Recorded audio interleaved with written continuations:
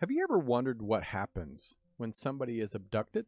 Or maybe you're one of those abductees. But what if your abduction became headline and affected not only you, but your entire family? Today we're going to talk with Chris Bledsoe, who's going to be speaking at Contact in the Desert about his experience of being abducted, and he's going to be lecturing about orbs, angels, and ETs. Yes, we're going to talk about the story of Chris Bledsoe. I'm Tony Sweet with Truth Be Told. Please welcome to the Truth Be Told studios for the first time, the one and only Chris Bledsoe. Hey, Chris. Hey, Tony. Glad to be here. I'm very excited to have you on the show. We've not had the chance to talk before, so I'm excited to hear your story. I mean, I've heard it, seen you on TV, and I've read your bio and all that stuff, but it's always great to hear it from the horse's mouth. Yeah.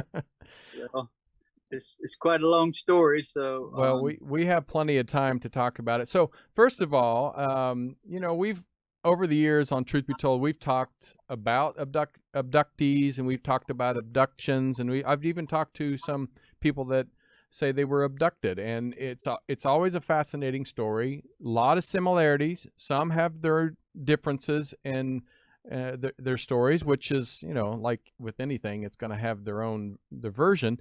So for the people that's tuning in today and for the first time, do you mind sharing your story with us, and then we'll get into some more specific questions? well, sure. And so to give you a little, well, just to tell you, I'm from North Carolina. If you wonder about this accent, yeah, between Wilmington and Raleigh, a town called Fayetteville, which is Fort Bragg, famous military base. I live about 20 miles or 25 miles south of it, sort of out in the country. That's where I lived then. I moved since then, but we roll back to January the 8th, which is Elvis Presley's birthday, by the way, yeah. Of 2007. At my son and I and three of my subcontractors, guys that worked with me at that time, we were building a house down on Holden's Beach, about an hour and a half, 2 hours away from home. And we'd been there about 4 months working, traveling, we'd stay there during the week, come home on the weekends. Right. So the job was over just before Christmas. We were finishing up in 2006. And to give you a little, just a little more to this story, I had been very sick from Crohn's disease. And oh, wow. Yeah, at that time, I had been sick for 17 years, being treated for that. And stress was really high. I had come through a difficult time in the hospital. I had a near-death experience in 2004. Sold a big company, $15 million a year annual building company. We were building a lot of homes for about 20 years there. Wow. We'd had a really bad time with sales and business because of the 911 and war. And my doctor said, you need to sell this business or it's going to kill you. So that's what we did. And so all that was going on before this 2007. I had to make sure everybody understood that, because when I think it was a Tuesday afternoon, about 12 o'clock, the guys were coming home from the coast and called me and said, we'll be home, we're done with the job. I said, well, come pick up your checks. And they wanted to go fishing that day. So I said, okay, they wanted to celebrate.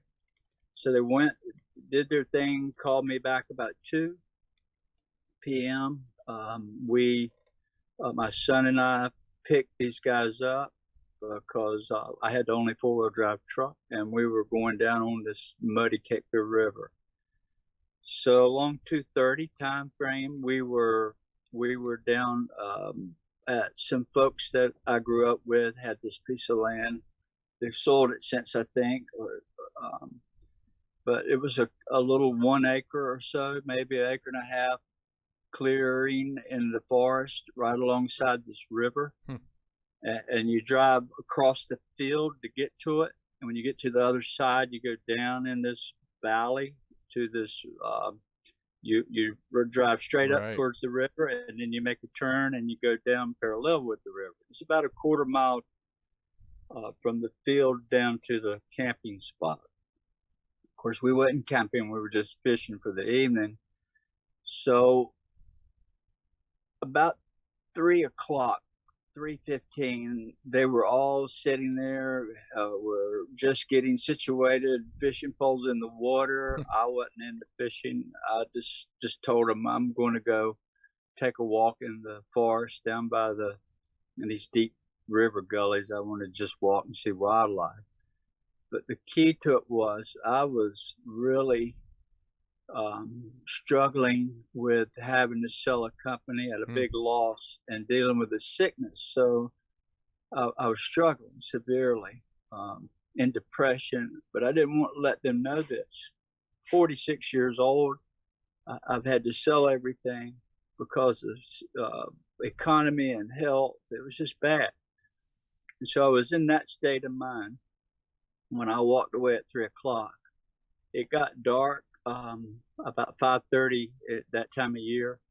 So along about 4, I came out of the forest, 4:15, back to where they were fishing.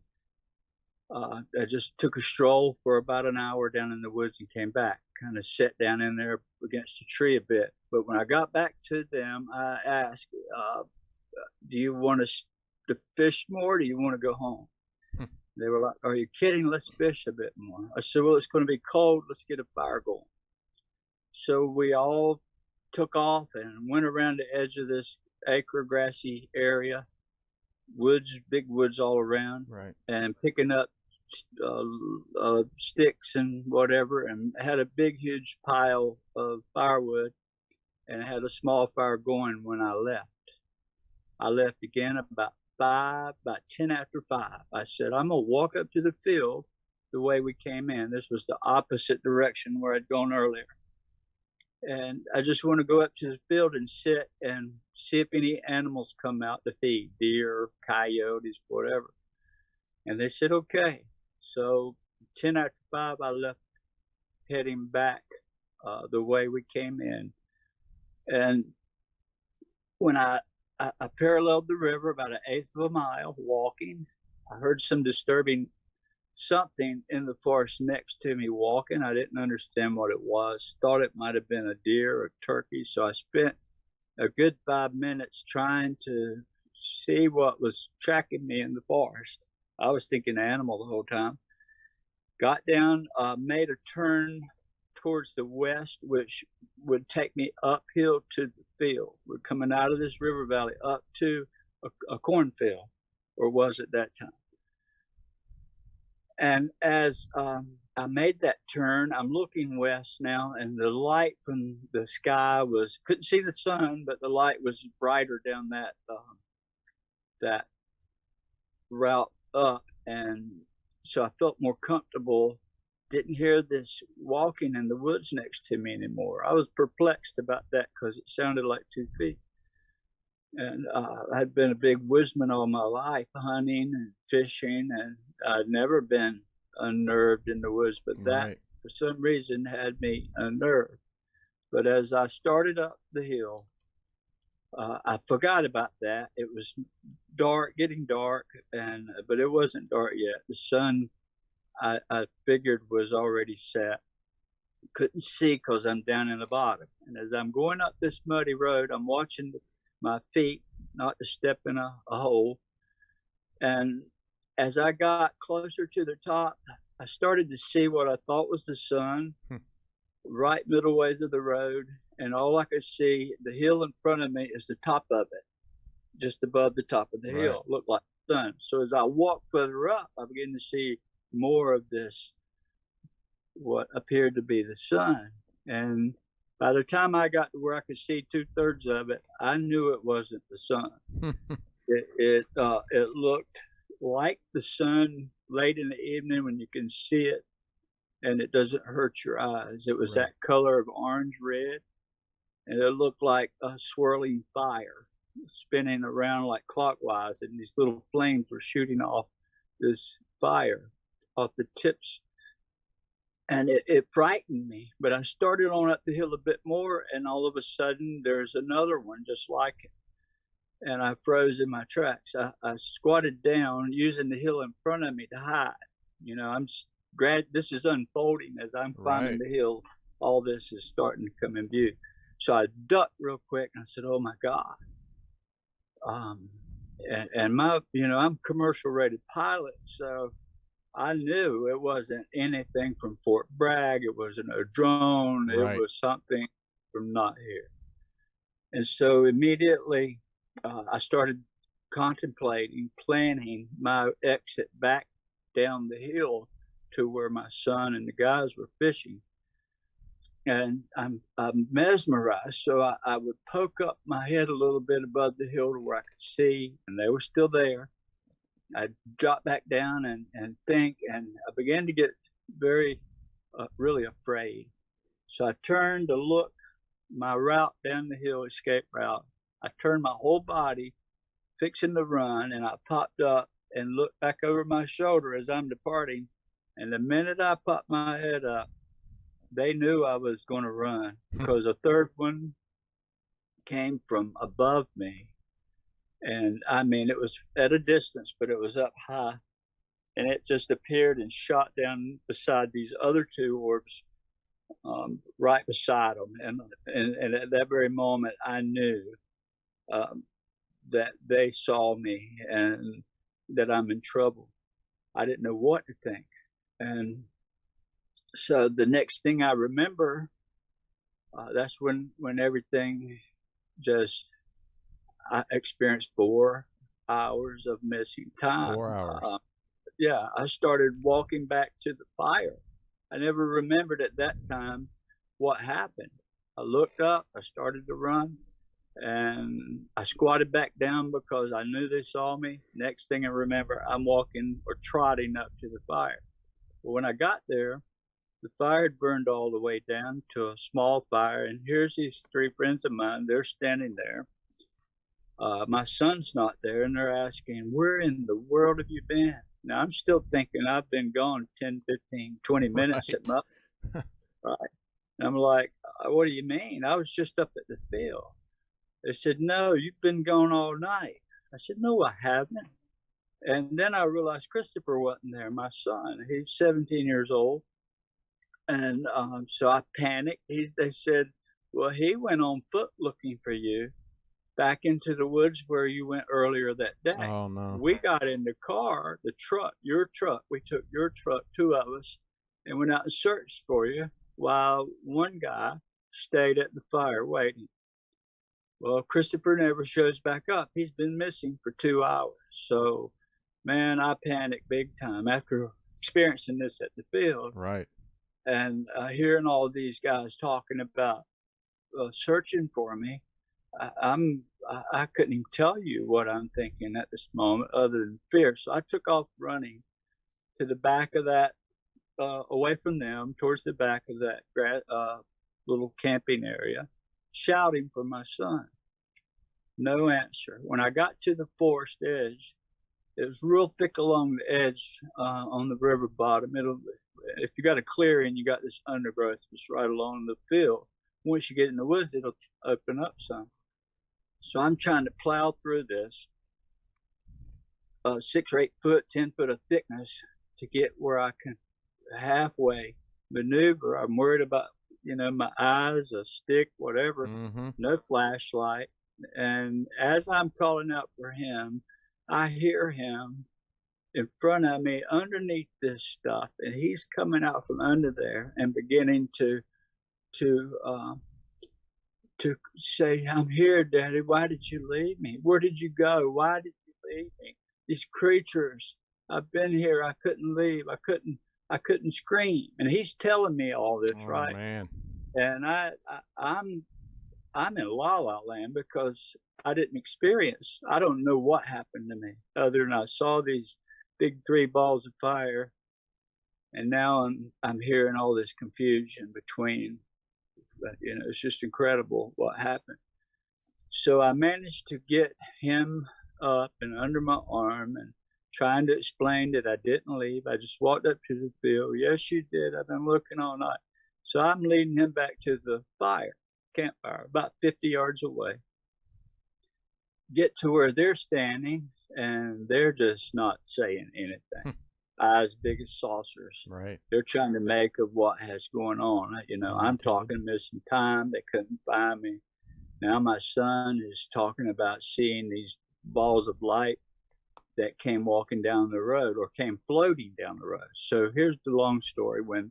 When I mentioned that when I walked away from the fire, I went down about 1/8 of a mile and made a turn west. Well, that whole 1/8 of a mile, my son had a clear view from where he was standing at the back of the cul-de-sac all the way down that part of the road. And what he saw was when I made the turn, went up the hill and been gone, he was looking for me in the woods, but he turned around and looked back the way down the road, and he saw these 2 red balls of light come out of the forest, cross the road into the woods on the riverside. Mm-hmm. So he walks down to the 3 guys fishing and said, "There's some weird stuff happening. I just saw 2 balls of light go into the woods." Well, they got nervous and said, "Don't be messing with me, Junior." And one of them's a real funny guy, and he was telling Christopher that.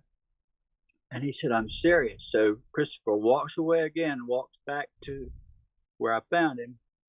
He just told him what he saw, and he leaves and he goes back looking at his dad. Well, when I get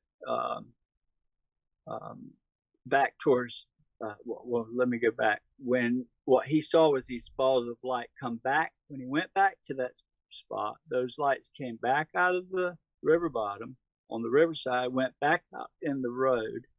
Now he's standing back, and here's 2 balls of light coming straight down the road from 1/8 of a mile away, straight to him. And they look like the size of maybe bowling balls, and they're glowing red. And there are 2 of them, about 3 feet off the ground, and they're coming all this way. So he starts hiding, starts backing himself down, laying down in the shrubs, and backs up underneath this thick stuff, hiding because he got nervous. Right. These orbs come all the way up to within 15 feet of him. And they knew he was there. That was what was attracting me when I walked up to the field, were these orbs. Well, when they get near him, he begins to see there are these 2 little entities that are glowing, this soft glow, and they had these red, fiery, red, mechanical-looking eyes. They look like about 1.5 inches around, maybe each, and he describes them opening and closing like shutters, straight up and straight down. So he couldn't scream. They were on the ground around him for all this time, playing with stuff. They pick up sticks and look at them, throw them on the ground. One of them was always watching him, and he said he couldn't scream, he couldn't move. He was frozen. And as he's telling us all this, we're back at the fire now, and all of us trying to make sense of it. Nobody's fishing. It's about 10:30 or 11 o'clock that night. And at that very moment, one of the guys said, "Look," and he shouts real loud, pointing up at the sky. And what it looked like, Tony, was the brightest stars you see, like Venus is a very bright star. Right. There were like 9 of these stars. There was 8 or 9. I counted 8. The other guys counted 9. So they just moved from their place. They just all started coming from different directions and came together in a big circle, like above, way up there. They kind of went around and made these gyrations, and they went back apart from one another. And as they were doing that, 3 of these things came all the way to the ground, to the on the other side of the river, which is about 75 yards wide, where we were fishing. And the forest was cut down, timbered on that side, so they were in that cut down. They looked to be 40, 45 feet balls of light around the diameter. Well, let me tell you, it didn't take but a second for everybody to panic, and panic big. We ran to the truck. We left all the fishing poles, coolers, fire going, everything, and jumped in my pickup truck. It was a 4-door Ford pickup, 4-wheel drive, and 3 in the back, and Chris and I up front.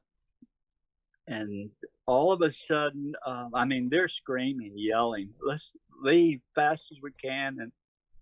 And this old truck is wallowing because this river bottom's black, North Carolina black mud, and it's slick, it's greasy, and the ruts are a foot deep, and the mirrors are dragging on these limbs going out of there because it was very narrow and overgrown, and I'm going fast as I can, and it wasn't fast enough. They're beating on my seat. Go. I'm sure I'd be doing the same. Yeah. So one of them described this red orb came out of the forest where Christopher was. It was still there. And we left there with 3 balls of light on the ground across the river. Now one of these red orbs is behind the truck, chasing the truck, tailing it as we're leaving out of there. I didn't see it, but others described it. When we got to the top of the hill, I was going so fast that it felt like we left the ground as we crested the top of that hill. And the minute we crested the hill, I had to slam on brakes because now these 3 red balls of light that were there when I saw them earlier that evening were still there. 2 of them had not moved. Wow. But the third one that appeared when I was about to run that evening, the third one appeared above me. It's not in its place where it went to. It's on the ground in front of us. And it's it's not red anymore like the other 2, like it was. It was glowing red. Now it's on the ground. It's 150 yards in front of my truck. It's sitting across the road. So we couldn't, it's like 5 feet off the ground hovering, and it takes up the whole path. The whole road it's like a football. It looked like a 45-foot, maybe 50-foot tic-tac. And it's exactly how I described it in Discovery.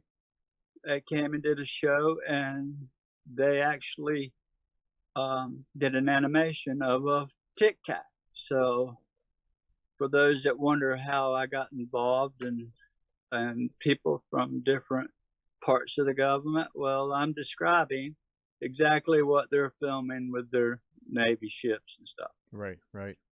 And I'm telling them something took me for 4 hours. So you can imagine where this is all led to. So now we're stopped in the road. These men are screaming. My son is yelling. We're going to die. We're never going to see our family again. We got all these lights on the ground behind us on the river. Now we got one in the road in front of us, and 2 hovering above the trees that are blood red now. They look like a blood red color. And there are others flying about. Those 8 or 9 are still around, and they're still maneuvering. People are, the guy was saying, "Look," and I'd look, and here goes one this way. So we're under assault. We're at this. It's just, I can't explain to you what we were all believing. It was the end of the world. We were being invaded by something from another planet. That's all we could think of. And so there's this little mobile home to our right at the back of that field. Only house back in there at that time. And one of the guys, Donnie, he said, I know who lives there. Let's go over. We need I didn't even have a telephone then. I just refused to have one because of my building company having, 300 to 400 houses under warranty. You can imagine a lot of phone calls. So my doctor's advice, do away with it, get away from stress. So here we are caught with no phone. And so I pulled into these people's front yard. I drove right up to their front porch, headlights shining in their front door.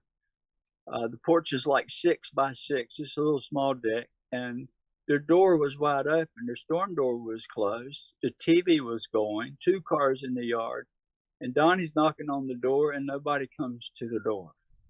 Nobody. And we knew somebody had to be there. Next day, they went back, or 2 days later, to get their fishing poles and stopped there. And these people said, we were home all night. We didn't hear you.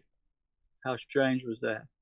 So I back out of their yard. I get back on the path, and now we're all facing this thing again, and it's still there, hovering 150 yards or less away, 5 feet off the ground. All of a sudden, we hear these 3 shots. Somebody's shooting at this thing. That's all we could think of. And as soon as the 3rd shot happened, it pivots like a pivot straight at us. It's pointing at us now. And here it comes down the road, straight at us, 5 feet off the ground. Now the yelling and the fear is getting louder as it's approaching us, and it just starts gaining altitude.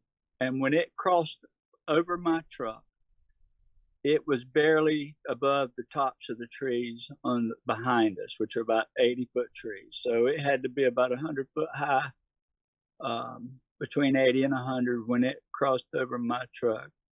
And blinding white, brilliant light that was revolving around it, sort of clockwise. And it was just this mix of light. It was incredible. No sound. It kind of pivots again above us and fires off towards the north like a bullet.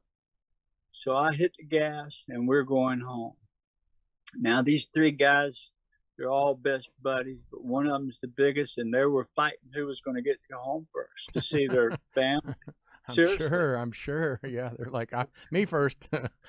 Yeah, so we ended up diving 10 miles, 5 or maybe 8 miles out of the way, there and back, to drop the biggest guy off first. And then we dropped the other 2 off because they lived beside one another. So, and they're wise. When we got to the second stop, both houses, we were still seeing these lights from where we left because they lived a couple miles away by air or less. Even their wives were seeing it. So Christopher and I take off home after we drop these guys off, and he's in shock. He's panicked. He's in shock. I'm worried about him. I'm confused. I don't know what's happened other than it's just the shock of my life. I never thought about UFOs before that. And so Christopher is going methodically to every bedroom, locking the door, turning the inside lights on, closing the blinds, and then locking the door. Even the bathrooms with no windows, he'd lock the door with the lights running. All the outside lights are going. And I'm in my study, changing every channel, looking for world news, invasion. I just knew it was all over the news. Couldn't understand why it wasn't. And once Christopher gets the house locked down, he comes in the room, and I'm flipping for news. And at that time, I hear this noise. And the best way I can describe it, and I've thought about it in every manner, is it sounded like a Schumann resonance that was on a rheostat that was running at a normal rate for a second, and then you kind of turn it down till it stops. And that's what it sounded like, passing over the top of our house, very low. So I thought helicopter, but how strange it sounds. My mind immediately knew it was going in the direction of the river. By air, we were only a mile and a half, 2 miles away, and it was heading that way. But it stopped. And so within a couple of minutes, my dad's next door, we lived beside one another at that time, and he had always raised dogs, hunting dogs. Right. He had 15 at that time, big hound dogs. And he had as many as 100 at 104 when I was young growing up. He traded them and sold them with his friend. It's a big hobby. And so these 15 hound dogs, all of a sudden, just start this roar, every one of them barking to the top of their voice with the strangest sound of something is scaring me. I don't know what it is. And dogs can, they're like humans. Their voices are different for everything. Right. And growing up with them, I recognized this was fear. And so I said, Christopher, somebody must be breaking in Dad's garage, because his dog kennel is next to his garage. And in that garage is our dad and our, hunting, fishing, boats and tackle and welding equipment, all this stuff. And I just was worried about a thief. And so I said, Christopher, we're going to have to go see what's going on. No, Daddy, please don't go out that door. Don't open the door. Please don't. He's telling me this every breath. And I'm looking out the back door, full 15 light door. And through the glass, my Chesapeake Bay retriever is standing at the bottom step, hair bristled up, barking every breath towards the kennel, which is about 100 yards away in the forest behind our house. And so I said, Christopher, somebody's out there. It's dark. Nobody will mess with us. The dogs will protect us. We just slip out there and see what the dog pushes out. So the minute I open the door, he's got me by the back of the shirt, right in the middle of my back. And he's at every voice, he's protesting not to go out that door. But I was intending to go see what was, if somebody's breaking in my shop or our shop. And so when I open the door, Rosie takes off. This big 100-pound Chesapeake. She's a big dog. She takes off straight to the kennel, runs out about 25 yards and looks back to see if we're coming. And when she saw us heading that way, she ran on. So we used the darkness, didn't have a flashlight, eased back in this path in the forest back to these dogs. And now we're looking at these dogs, and it's dark, but I could see them, and every one of them is barking in the opposite direction from the garage. They're looking behind the kennel in the forest. And I'm confused now, because I knew if it was a thief, they would have taken the road to go. They wouldn't go back in the forest. Just no way. Right. So I began to think maybe the golf course had reported a bear. I didn't know. Deer, usually dogs are not scared of, but a bear they are. Could be. So I'm going through all this while Rosie is at our feet, pointing in the forest, barking, growling the same way they are. I whispered to Christopher, I said, son, I'm going to send her in the forest. You and I are going to run back out to the yard and run, and we'll get behind this big oak tree at the rear of the property. We've got to do it quick, because once she goes in, she's going to push them out. And it's just hunting. We grew up hunting dogs. So I grew up in Kansas, and I was a hunter too, so I know. You understand. Yeah. So I bumped her on the rear with my foot. I said, get him, Rosie. And she took off. So Christopher and I ran hard as we can back down this path towards our house. Right. And he's got me by the back of the shirt. And when we got to the grass, I made a left turn. Never forget, it was slick. It had frost on the ground. And he's pulled loose from me. So I thought I just had outrun him a bit, right? Come to find out, he didn't want any more of this, so he runs to the house and locks the door. He's looking out the back door. I didn't know this for the second. So I run hard as I can to cut this dog off. I get to the back of the property. I run in a full run, and I stop myself against a giant oak tree. I just run up against it and use my hands to stop myself. And I'm panting for trying to get my breath count down. And at the same time, I turn around to look behind me with my hands against the tree to see if Christopher was coming. Right. I thought I was a few steps ahead of him.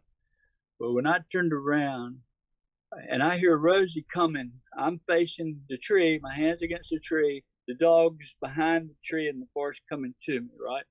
So I look behind me, and instead of Christopher being there, about 6 feet away is this little glowing, it looked like a child to me, like a little child, 3 years old. It was glowing soft color like the moon. It had a triangle on its chest. And I painted that in 2009, and that triangle was like the light had it kind of blinded where you could see it, but the light was overbearing. And I was so afraid that I took my hands off the tree and I got closer to the tree so I wouldn't get closer to it. Right. And I turned around and I put my back against the tree and I'm facing it. And I said, I surrender. You have me. I'm sorry. I was doing everything I can. I thought it was going to harm me. And I hear this thunderous voice. It sounded like a man. And it said, you don't understand. We're not here to hurt you. We're here to help you. And within seconds, here comes my dog from behind me now, still coming. And when it makes just about to crash out in the clearing, this thing disappears, completely disappears. Well, there are theories about that.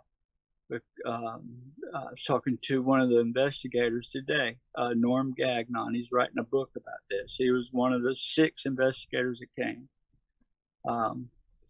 He did the testing on this tree. But the tree is actually, the whole part of it fell out, died. The whole thing collapsed down onto the ground, dead. Big help the oak. And he thought that this being may have went straight up and was perched on a tree and its energy killed it or something. I don't know. But I know Rosie ran on by out of hearing, still tracking something. And it was 2 days later before she came home. Oh, wow. Yeah. And Chris, do you mind if I ask you a quick question? I don't want to interrupt your story because this is so fascinating. Because you and your son both encountered these before. Like, it sounds like you were in, I'm going to quote possession with the extraterrestrials. Why do you feel like after they let you go and went on your way, why would they pursue you and then again reappear at your home? Why do you feel like they had to come back? Do you feel like they wanted to come back to give you more of a positive experience? Yes, because here's the thing. The next day, I had been taking medicine for 17 years for Crohn's disease. Right. A horrible disease. And it was so bad. During the time we sold the company, it was so bad that I would be in and out of the restroom 20, 25 times a day. That's how bad it was. After that night, I have never taken another pill. I've never had another symptom. Wow. I can drink and eat anything I want. Until that time, I couldn't drink coffee. I couldn't drink any drinks other than Sprite, and I was so sick of them. That's all I could drink other than water. Right. But fried foods, all that I enjoy today.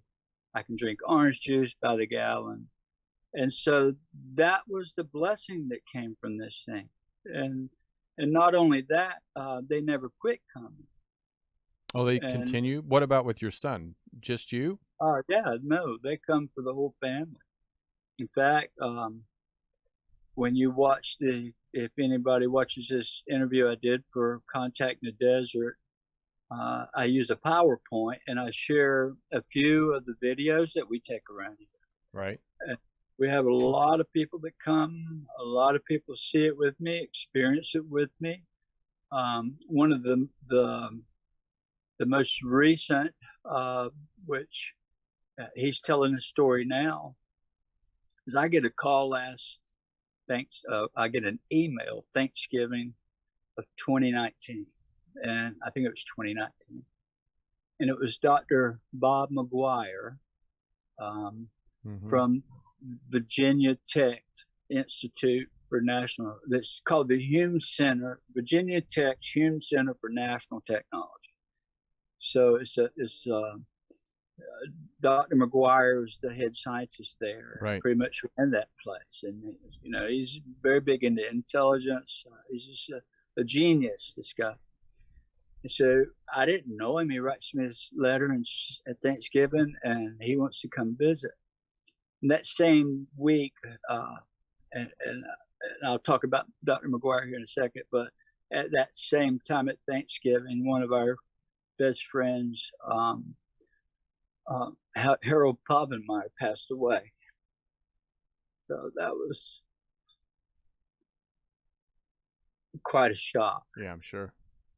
Yeah, he was a scientist at NASA, and he was an astronomer, one of the best, and he was the first person from the government or from any place to come call on the family. He did that in 2008. He was there, and he went to my children's functions for 13 years. So that tells you the relationships that we've created. But I just had to throw him in here. So let's back up to Dr. McGuire. He writes me in November, and he wants to come. Of course, we had Christmas coming and the holidays, so I put him off until after the first of the year. Just had too much going. And it works out, I think, I can't remember, January, February, anyhow. We actually end up seeing each other out in San Francisco. But before that trip, he comes, he writes me and tells me about he and his wife and his background, and he wants to come, so he does. And my youngest son, Ryan, was here, and we all spent a lot of time with Dr. McGuire. Everybody got to meet him, I think, in the family. It rained the day he came, which was Friday. It rained all night, and we just sit and talk all day. Saturday it rained. Saturday night it rained. So we were housebound with his lovely wife, Sharon, and my wife and our children. We were mesmerized by his stories. He's just been so many places and done so much. And so Sunday comes around. We all go out to dinner on Sunday evening and come back home, and it cleared up. And he's like, can we go outside and do some sky watching? I said, absolutely. So we stand up, and here we go out to the back of the property. We have 15 acres here in town, actually. We're about a quarter mile from the city limits. And it's kind of dark at the back of the property. So we walk back there, and I just do what I normally do. Ask in a very polite way in a prayer. If it be your will I would love to introduce you to my friend, Dr. McGuire. This is how I did it. And within seconds, they started appearing. Wow. And he can tell the story. We saw countless orbs appearing ground level, some of them right above us.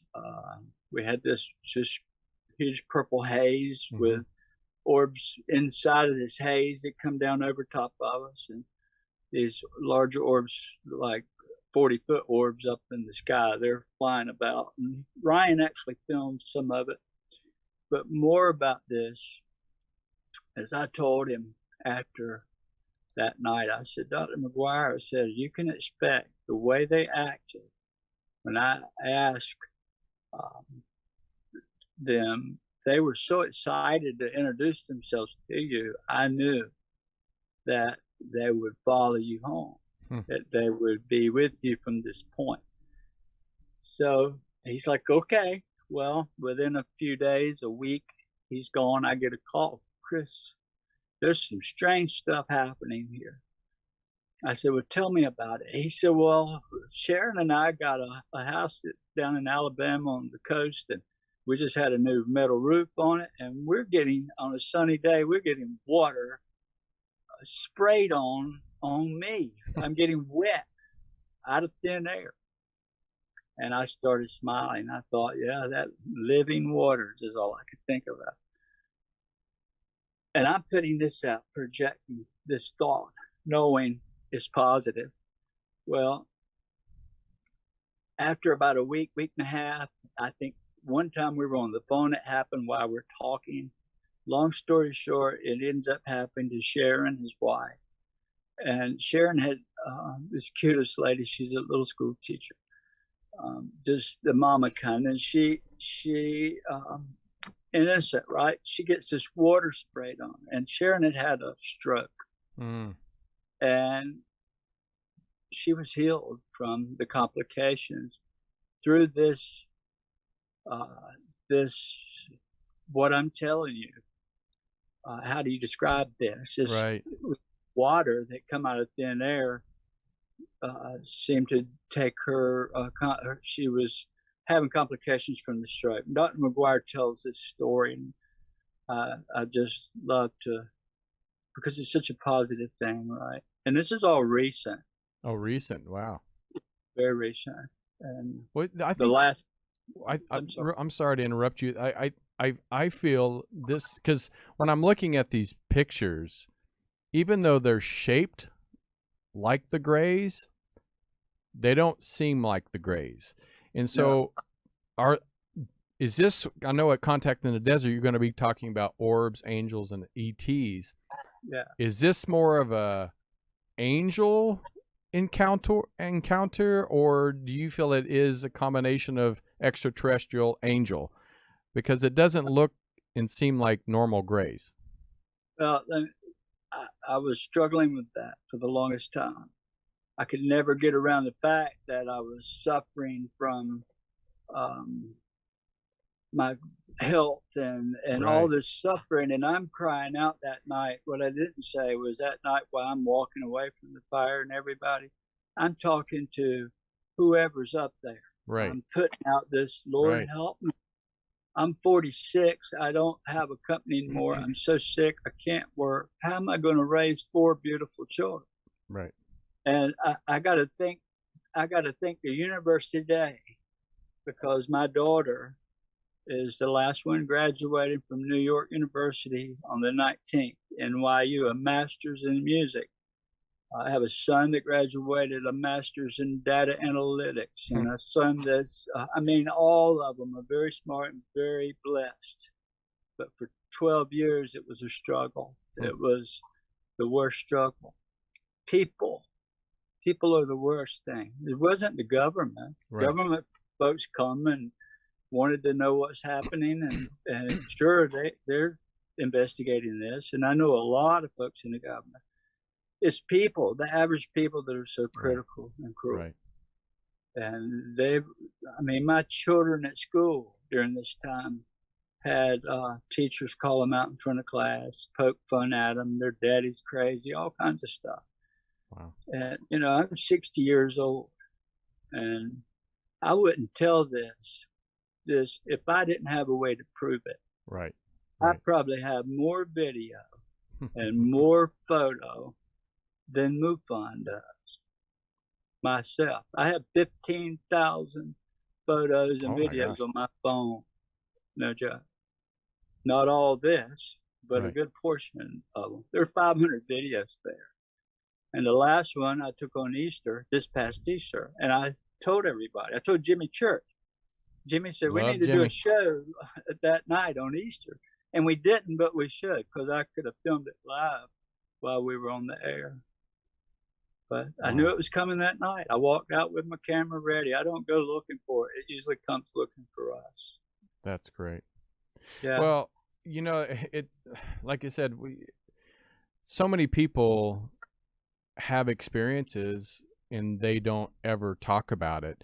Do you feel that if your son and your friends were not there, do you feel you would have talked about it as much as you do now?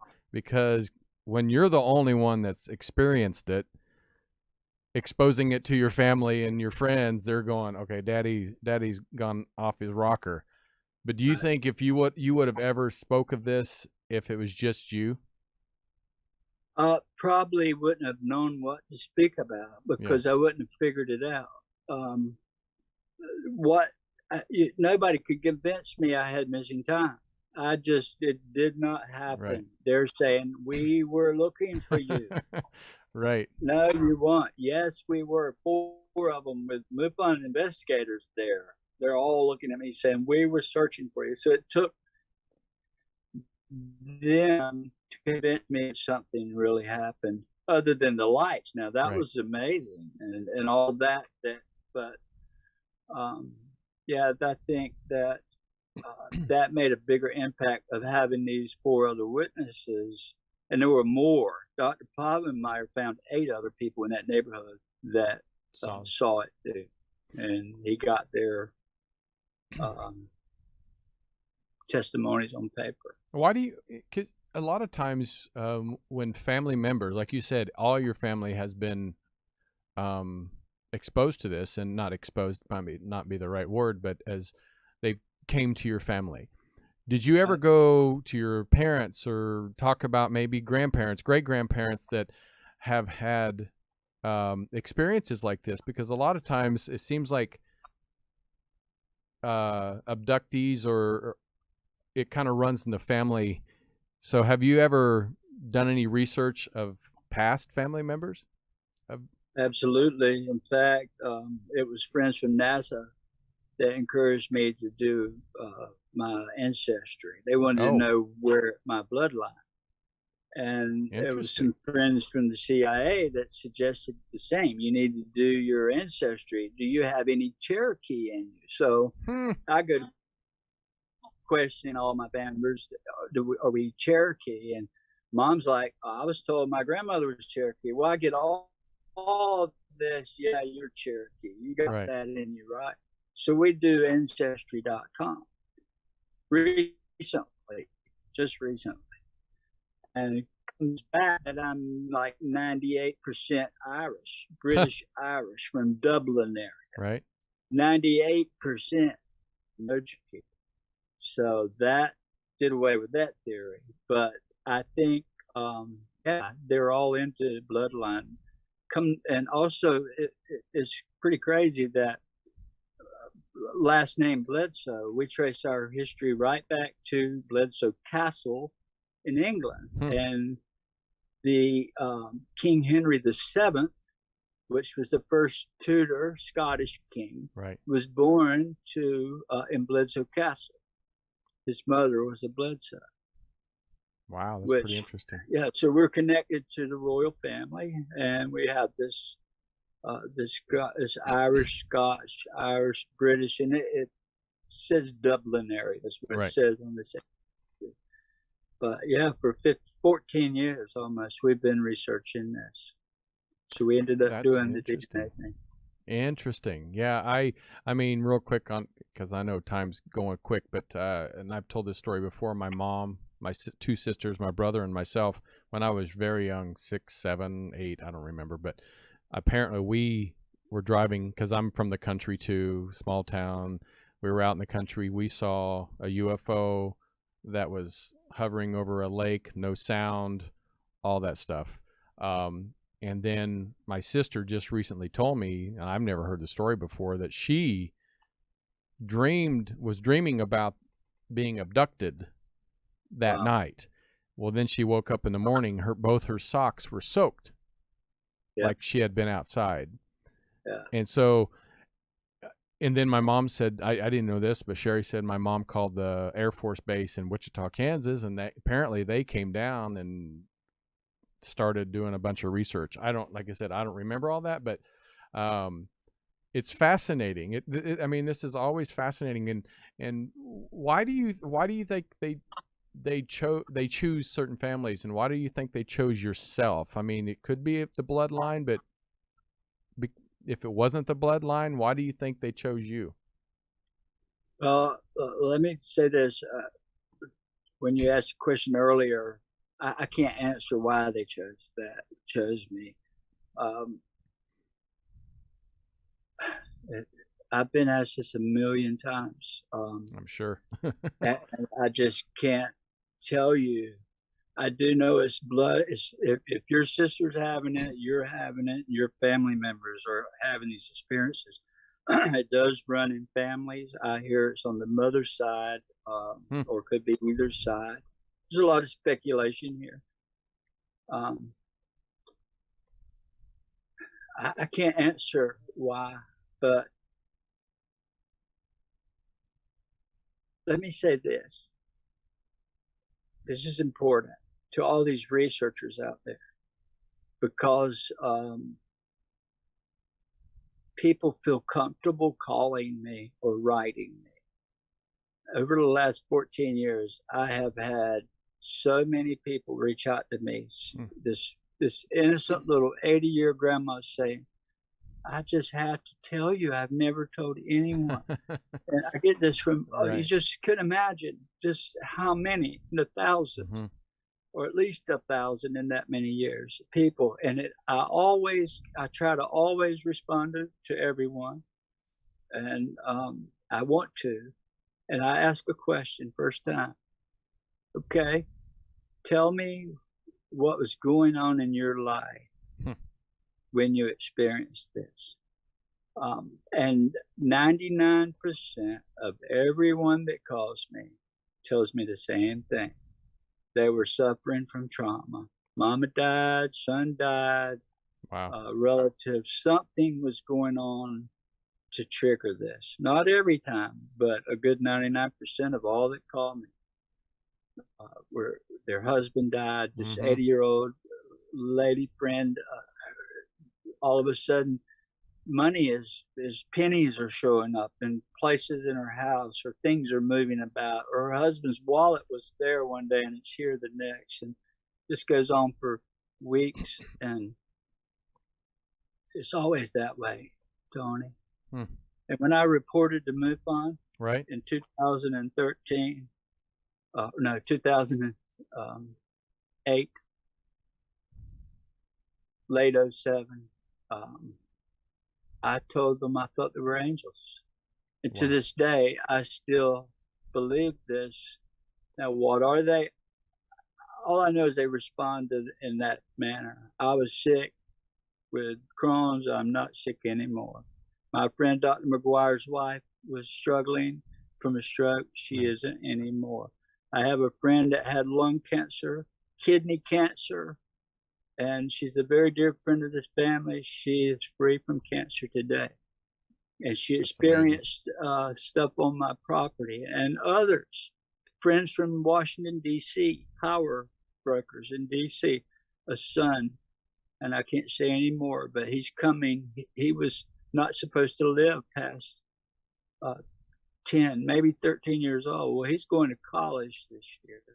Wow. And he's coming to visit us in August. Can't wait to see him from Washington. And so it's all been positive. I had a scary experience, but I didn't have, like some talk about being, having negative things happen to them. That hasn't been the case. And then 13 years, almost 14 years later, all I can say is I've been blessed with a wonderful family, and I don't need much of anything. And I'm happy. And that's all I can say. It's been a very big thing, positive thing for us. It's turned that way. Well, I'm going to leave that right there, because I want people to get their tickets for Contact in the Desert. It's a virtual event this year. It's June 25th through the 28th. You're going to be there. You're going to be talking about Orbs, Angels, ET, the Chris Bledsoe story. It's going to be Friday, June 25th, 6:45 to 8:15. You're going to probably talk about the same thing we're talking about, but I'm sure you're going to go into more details, PowerPoint, and be able to show a bunch of stuff that we wouldn't have got to today. So, yeah, has your son ever spoke out as much as you, or does he kind of want to stay out of the spotlight? No, he's talking about getting ready. I mean, for the longest time, he ran from it. And I would say, son, I believe they're angels. He said, no, no way. He just, it affected him differently. Right. But right. now, today, a miracle happened with him. Let me put this in there. I got to interject this. In 2019, Easter, for some reason, Easter, every Easter, these magic fairs, the orbs appear on Easter Monday of 2019. I expected all weekend for him to show up, and I was going to have this. And usually it's with people, friends, relatives, somebody that says it don't happen, and it happens with them. Right. So on the evening of Easter Monday 2019, I walk out my back door. We live in a little cabin on a pond on 15 acres. It's private. You go through a gate to get in here. So when I walk out the back door, I'm 6 foot from the water, right? Right. Nice. And the minute I open the door, I'm looking across the pond, and my eyes are drawn up above the trees 100 feet in the air, and this huge orb about the size of a beach ball just starts getting appears, and it starts flashing very brightly, and it starts rotating colors: red, yellow, white, red, yellow, white. Then here it comes. They're always spiraling. When they move, they go in a spiral. It spirals down through the tops of the pine trees to the ground on the other side of the pond. And now here it is at the edge of the water, and it's jumping up and down 10 feet in the air. And it's red, yellow, white when it's doing that. Oh my God. I dropped straight to my knees. I didn't move. I said, Lord, protect me.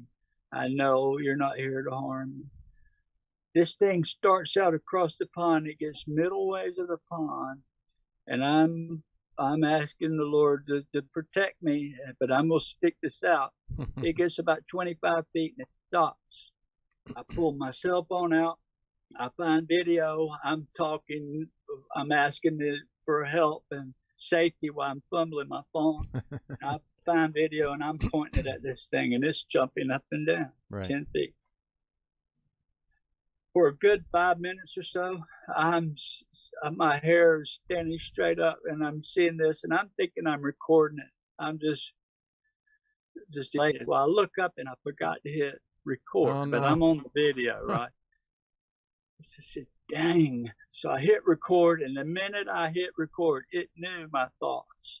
It dims down from a beach ball size orb to now an orb of a softball, and it's just a solid white orb in the middle of the pond, and it would blink out, and it would go up and come on and go down and come on instead of being lit the whole time. So I filmed 17 minutes of this thing in front of me. I filmed it that close, 25 feet away with my cell phone. It put information into my head, which is how they do this, to say, get out and tell your message. Wow. For 8 years, I haven't spoken because of some friends at Hollywood that wants to do a TV show. So I signed this agreement, and we wouldn't talk about it. And I had a lot of friends still doing the government and scientists that wanted me to be quiet. The quieter you are, the more you learn. That's what I'm told. So 8 years I didn't speak. 2019, that night, I got up the next day. Dreams were like, you got to tell the story. You got to tell it. You got to tell it. And for all week, I put it off. Struggle with it. My son wants to go fishing on the Outer Banks the following weekend. We go to the beach, 4 or 5 of us, 4 of us. After a long day of fishing, we go to the beach cottage, and I'm taking a nap because I deal with rheumatoid arthritis. Right. And I'm so tired, and the guys were cleaning fish, and it's dark now. So I wake up about an hour later, and I walk out to see if they started supper yet. That was the plan. They were going to clean the fish and cook while Dad takes a nap. The minute I opened the back door, 2 miles out, this orb appears, and it rushed our position so quick, and it stopped within 300 yards of us and stayed there for 5 minutes. And I filmed it with my cell phone, with all the guys saying, "Oh my God, I see it. What is it?" And so you can hear us all talking while I'm filming this thing. That cloud is flashing orange and red and orange.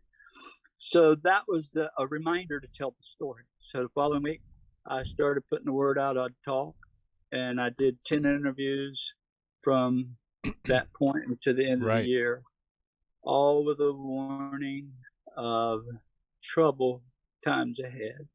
That's what it said. Get out and tell your story. Trouble is coming. And sure enough, come January, COVID hits. Right? January, February. Right. And all this crazy stuff that's happening today, they warned me to get out and tell this. So I guess they knew that I was just old and crazy enough to face the public. and if somebody wants to say I didn't see it, well, then that's their words against mine, and I could care less. They can stick their head in the sand and stay there. I don't care. Take the warning or don't. Right. But you can do only what you can do. That's right. And how do people find you? Or do you have a website? Do you have social media? I'm on Instagram under Chris Bledsoe, and on Facebook, Christopher Bledsoe. Maybe Senior, I don't know, but you can pretty much find me. And well, your story it's almost like it was yesterday, and it's been 14 years ago. So, just from your memory, that's amazing. And it's burned into me. And I could remember every detail of that night. And I'm excited for Contact in the Desert, because I know you're even going to be more detailed and sharing your story. And I can't wait to hear your son. I hope he can get the courage and share his experience too, because it's great to have everyone, and the people out there, please, if it's not, you don't have to be fearful to share your story of an abduction. I know people are going to think you're crazy, but there's a lot of people out there that have experienced the same thing. So I encourage you, and I'm sure Chris does too, to tell your story, and you can reach out to Chris on Instagram and Facebook. Also, I'd like to say all my kids are experiencers. Chris Jr. had that experience that night, but immediately when we came home, craziness started and never left. Right. My wife, my children, they will tell you straight up, they've all experienced it.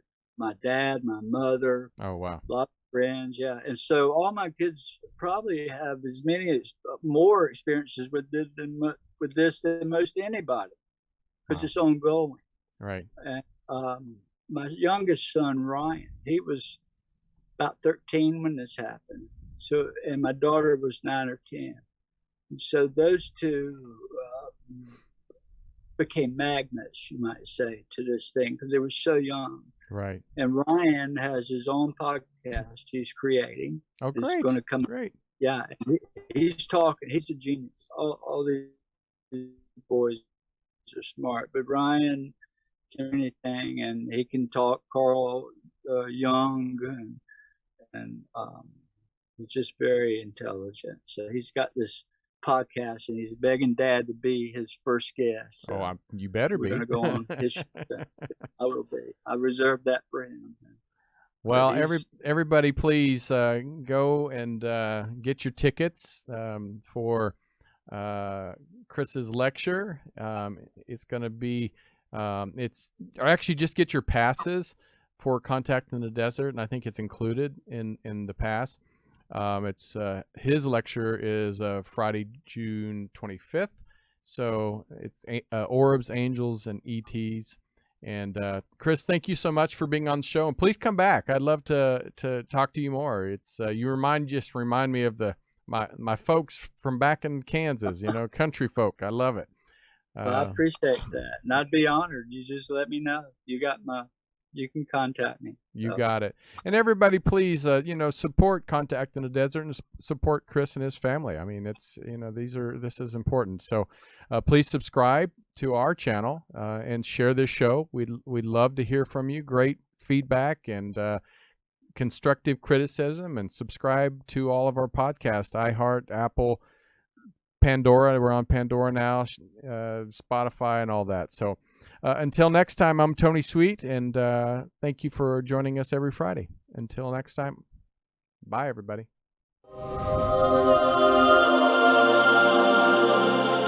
When you start to ask the question, it unfolds the fabric of space itself, how it's made. What is it made of?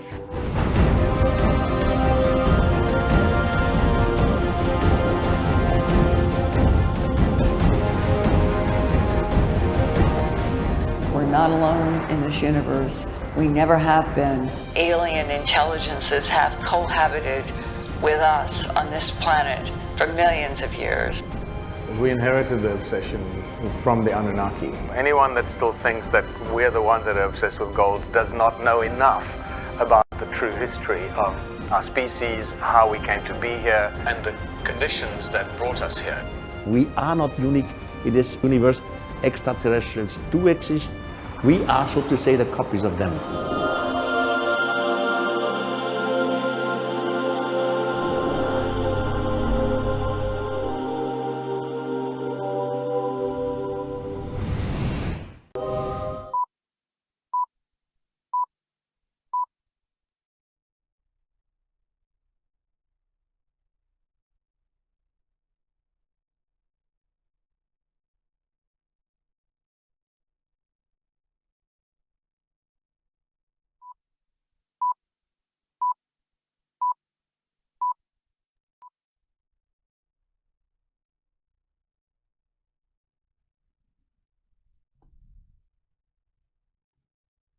Chris, thank you so much.